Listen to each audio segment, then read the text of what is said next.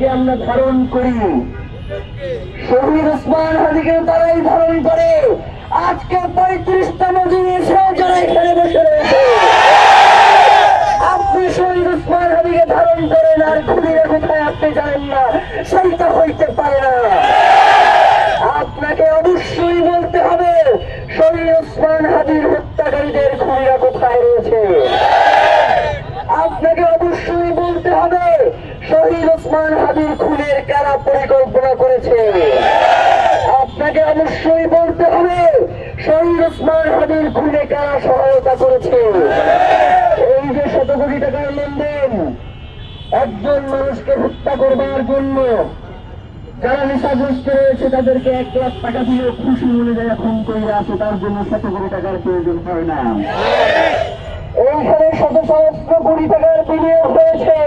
যারা বিনিয়োগ করেছে তারা শুধু শহীদ ওসমান হাদিকে গুলি করে নাই, তারা বাংলাদেশের মাথায় গুলি করেছে, বাংলাদেশের পতাকায় গুলি করেছে, বাংলাদেশের সার্বভৌমত্বের উপরে গুলি করেছে।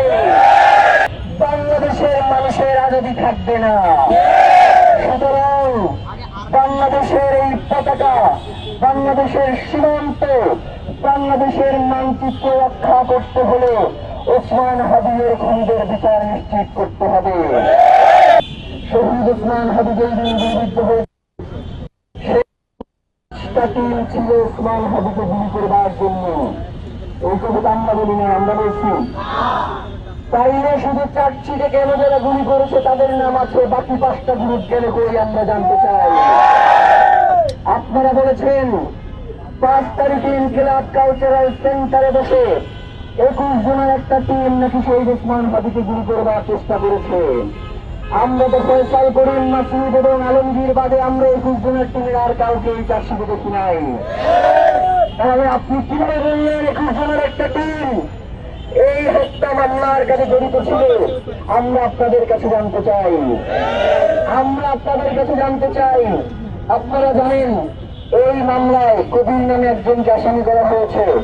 যিনি ইতিপূর্বে ইনকিলাব কালচারাল সেন্টারে গিয়েছিল, কিন্তু তাকে এই খুনের পরিকল্পনায় কোনো অংশ করা হয় নাই, তাকে শুধু খুন হিসেবে সাব্যস্ত করা হয়েছে।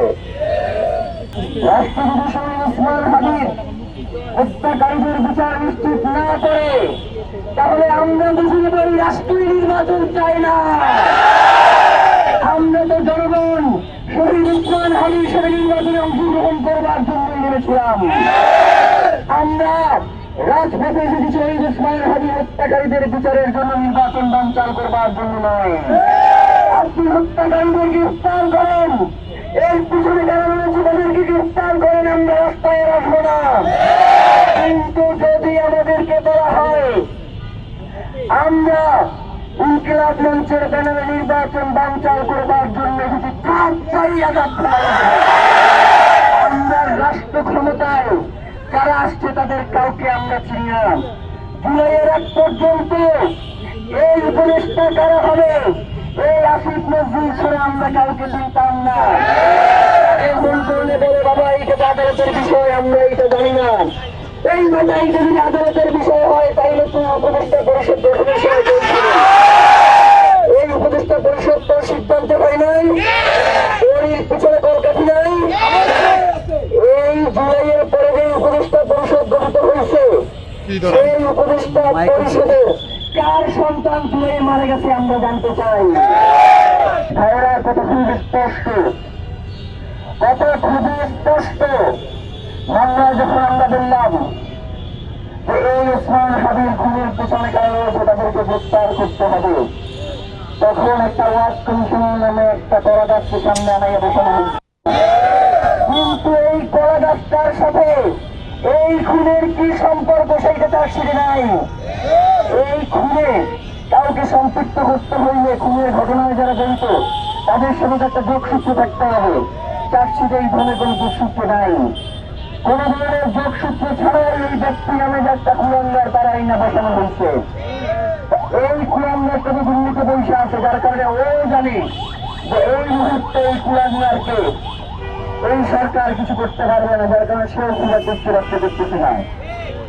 আমার তো মনে হয় রাষ্ট্রের প্রত্যেক ব্যক্তিরা এই কুয়াঙ্গারের সাথে যোগাযোগ করি অন্যায়। সুতরাং শহীদ ওসমান হাদির ভাইয়েরা কি মরে গেছে? শহীদ ওসমান হাদির লড়াই কি মরে গেছে? বাংলার এই জমিনে শহীদ ওসমান হাদিরা মরে যাওয়ার পরে এই লড়াই চলবে।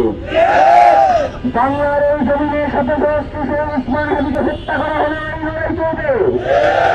এই লড়াই থেকে কোনদিন ছাত্র জনতাকে বিচ্ছিন্ন করা যাবে না। জুলাইয়ে আমাদের 1400 ভাই বোন শহীদ হয়েছেন। এই জুলাইয়ের উপর দিয়ে আমাদের ছাত্র ভাইয়েরাই অনেকে শত সহস্র কোটি টাকার মালিক হয়েছে।